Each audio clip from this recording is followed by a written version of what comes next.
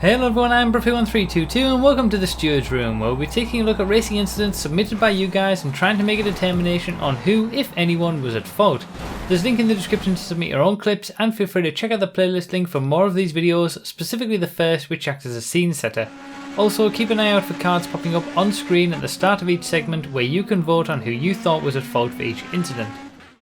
So, much like what we saw this weekend from the Formula 1 British Grand Prix between Vettel and Verstappen, if you go into the back of someone in a racing situation, it's most likely going to be your fault. There are some caveats which we'll look into, but those are all the kind of situations that we're going to be looking at in the clips today. So, first clip, we're off the race start. You guys are going to be able to vote on each of these clips, obviously, for who's at fault, but I'm going to show you both perspectives for this one. Obviously, as the person who we're riding with, we come into the corner and get punted up on the backside. And at first thought, you might be thinking that that's the person at fault, but then we're going to see a different perspective from it. And yeah, so without comment from me, I'll put up the poll in the top right hand corner of the screen. You can vote on who you thought was at fault for this one. Was it red? I guess we can say that's red. Grey or black? Who was at fault? You guys vote in the top right, and then I'll give my thoughts. So, from the perspective of the car that we're riding with, the black car, you could quite easily assume that this car behind, what we're going to call the grey car, was at fault for this incident. But when you actually see it from the other perspective, you can quite clearly see that it had nothing to do with the grey car, and he was also a victim in this. Well, he wasn't really a victim because he kind of gets away with it. In fact, if anything, the blue car on the outside is the biggest victim of this whole thing because he was just minding his own business. But you can clearly see that it's the red car at the very back here that initiates all of this issue. He's way too close. He brakes later than the black car as well, and just basically runs into the back of him. Now, you could say that the grey car could take some blame for braking earlier than he needed to, possibly, but that's not a valid excuse either. As the person who's behind someone, especially if you're this close, you normally have to be braking earlier than people. You have to be, and you see this all the time in proper racing and people who are trying to race fairly and properly. If you're following close behind someone, you have to give them more space. You can't stay that close to someone all the time. Really, he should have been braking much earlier, and you've just got to accept that you're behind and you've got to give up a bit of space so as not to run into the back of someone and cause an incident like this. So for me, this was entirely on the red car's fault. He went into the back of someone. The guys in front weren't doing anything out of the ordinary, and that's pretty much it. So next clip, we've got someone close behind us here. We're actually going to see this from multiple perspectives, so I won't put up the poll until we see that, but yeah, as you can see, just get hit in the back there and turned around. Here is the other perspective, which was actually from my stream. As you can see, goes in there, there's a coming together, and who was at fault for this? You guys vote on the top right hand corner of the screen. Was the green car at fault, the defender? Was the blue and orange car at fault? Let me know. Vote in the top right, and then I'll give my thoughts. So I'm going to continue using my perspective for this one, because it gives us a better view of what's happening. And as you can see, it's pretty clear again that it's the person behind who is at fault for this. There's nothing that the green car does that is out of the ordinary. He's just braking normally for the corner. The blue car just basically leaves his braking way too late. He's kind of a little bit out of control, goes into the back of the green car and takes him out. I mean, I'll take those two spots, that's fine, but it was nothing that the green car did there that was wrong, and that's what you always have to look at. Was there anything that the defending car was doing that was out of the ordinary that would cause the car behind to go into the back of them?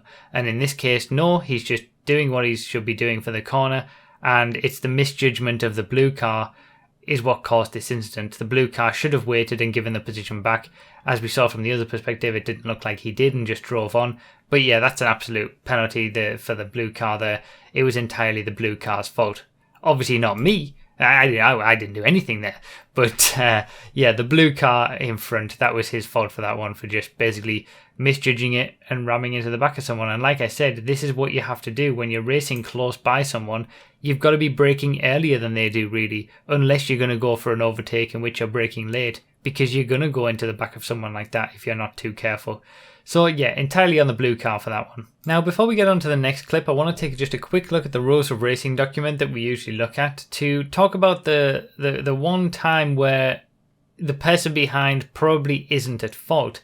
So when you're defending your position on a straight, you're not allowed to weave. You're not allowed to do anything that is abnormal changes of direction and things like that. So if you're weaving around in the braking zone, moving around all the time, once you've entered that braking zone and once you've started braking, you have to stick to a straight line. And on a straight, you can only make one move to defend your position. So if you're weaving about in the braking zone and someone goes into the back of you, that's entirely on your fault. And that's one of the cases where the person behind wouldn't be at fault for that.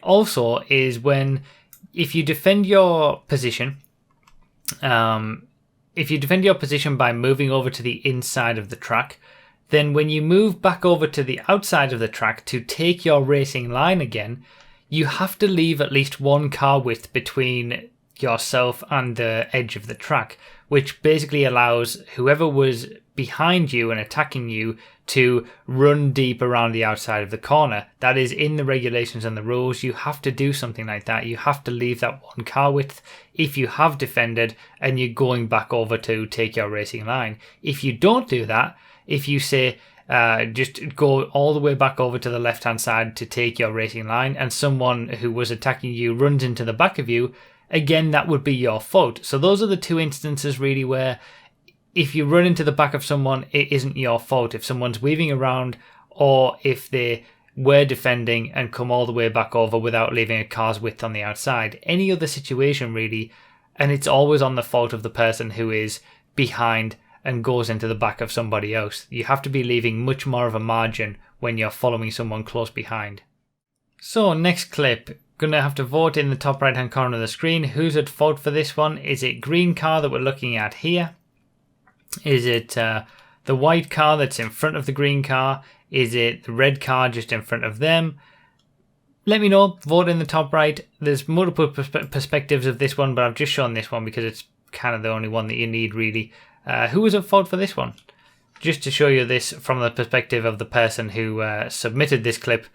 The white car just completely gets taken out there. And, in that kind of situation, it's impossible for you to know what happened. You assume that it's just the person who's directly behind you that caused the incident.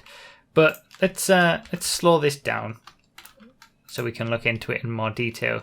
So as we're coming through here, we can see that the white car here, this white car is kind of trying to get up the inside of this corner, up the inside of the red car there. But obviously the speed of the corner is a bit too quick and he's not going to get it done, so he brakes going into this corner, which doesn't seem like a corner that you would normally be braking on. So he's slowed down and the green car, because of him slowing down, has gone into the back of him. Now he's also then had that extra... Okay, we need to really slow this down. So green car goes into the back of white car because white car brakes on the apex of the corner. But that first contact, green car on white car, is entirely the green car's fault because he should have also been braking. He should have taken avoiding action. You can see that the white car is slowing down. He puts his brake lights on. The green car should also be putting his brake lights on at this point, braking to not hit the white car, but he doesn't. So he hits him a little bit there, and white car gets a bit of a speed boost from that. But the important part about this is that you don't see the white car's brake lights come on as soon as he gets that speed boost.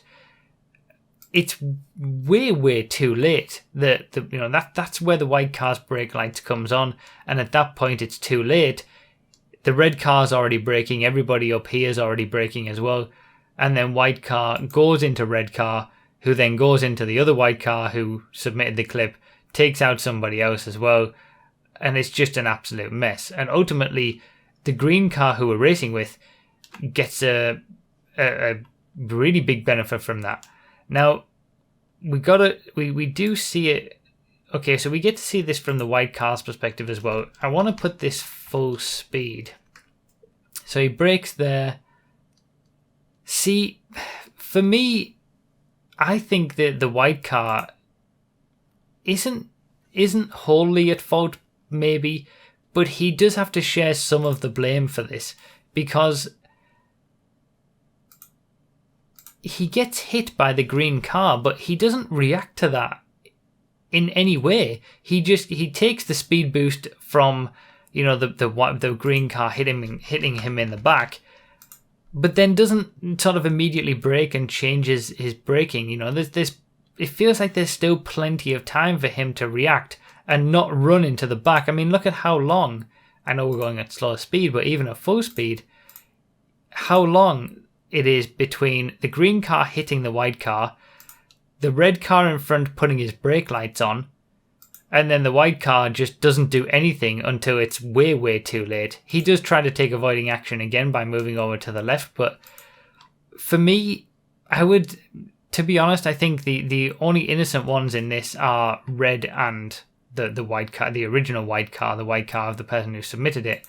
I think both the green car and the white car here have to share some blame. Obviously, green just totally didn't bother to not go into the back of the white car after he had to slow down, and he just steamed up the inside and you know, took advantage of this ridiculous situation.